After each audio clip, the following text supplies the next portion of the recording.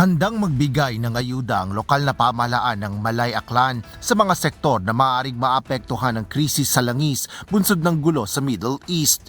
Kabilang sa pinangangambahang pangunahing tatamaan nito ang transportasyon at turismo sa isla ng Boracay. Kasunod na rin ito ng napapaulat na posibleng paghinto ng operasyon ng mga eroplano sa bansa kung mauubos ang kanilang supply ng petrolyo. Ayon kay Malay Mayor Frolibar Bautista, may naitatabi pa silang pondo para itulong sa mga ito.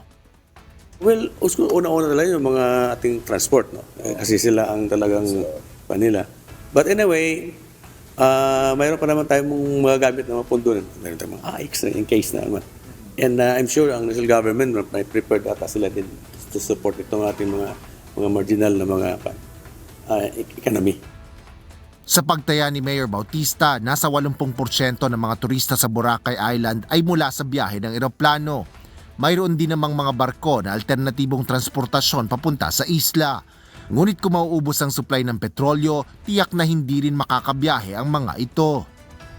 Mayroon na mga ship tayo, pero kasi ang supplies dapat may continuous naman yung supplies dapat, di ba? Lalo na sa Malay, ang ruro natin from Batangas, dito sa Katiklan or dadaan pa ng Mindoro yan. So talaga apektado rin, no? Kung, especially kung mga barko din, hindi na magbiyahe dahil mahal nga ng crudo. Or kahit, even kung mahal naman basta mayroong supply, talagang kayanin pa rin yan. Ang problema lang kung wala na supply. So wala tayong magagawa dyan. Kumpiyansa naman ng alkalde na malalagpasan ng bansa at ng mga Pilipino ang krisis na ito. Asher Cadapan Jr., UNTV News and Rescue. Diyos ang aming sandigan, serbisyo publiko ang aming pinahahalagahan.